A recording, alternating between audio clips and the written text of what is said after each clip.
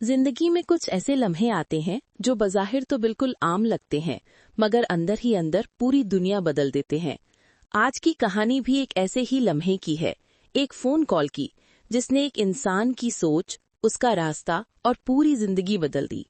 रिजवान, एक नौजवान, 3 साल से नौकरी की तलाश में मारा मारा फिर रहा था। घर की जिम्मेदारियां, बिलों का बोझ, थकन और परेशानियां उसके चेहरे पर लिखी हुई थी। उस सुबह उसने अपने तमाम कागजात संभाल कर बस इतना कहा, आज भी काम ना मिला तो शायद उम्मीद भी खत्म हो जाएगी। दिल में एक अजीब सी बेचैनी थी, कदम भारी हो चुके थे। और इंसान तब सबसे ज्यादा टूटता है जब उसे लगने लगे कि मेहनत का कोई नतीजा बाकी ही नहीं रहा। उस दिन रिजवान ने दिल ही दिल में फैसला कर लिया कि अब बहुत हो चुका। वो शहर के किनारे तक जाता रहा, आवाजें दूर होती गईं, शाम ढलने लगी और अंधेरा उसकी सोच से भी ज्यादा गहरा था।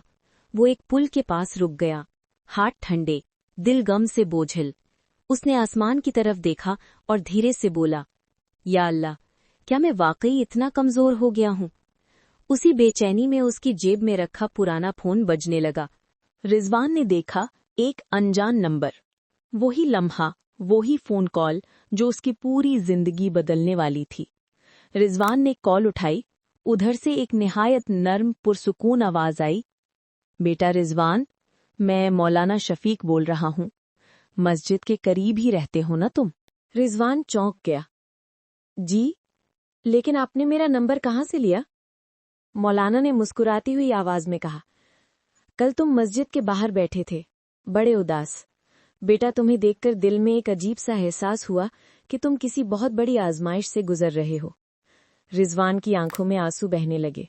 मौलाना ने बात जारी रखी, बेटा, मैं तुम्हें एक बात बताना चाहता हूँ।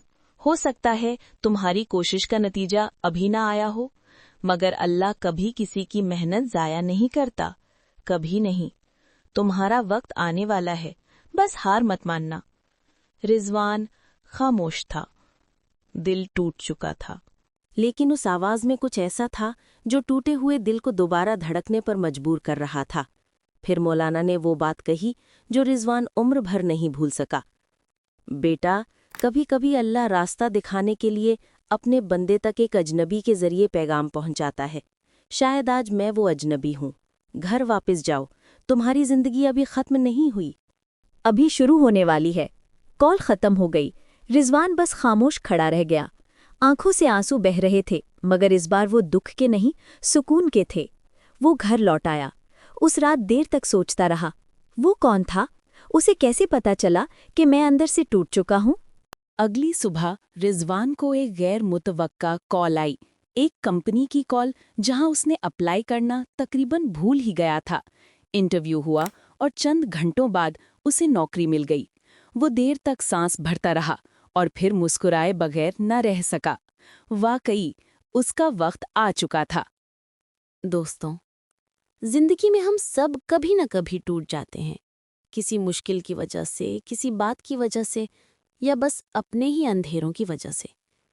लेकिन याद रखो, अल्लाह कभी अपने बंदे को तन्हा नहीं छोड़ता।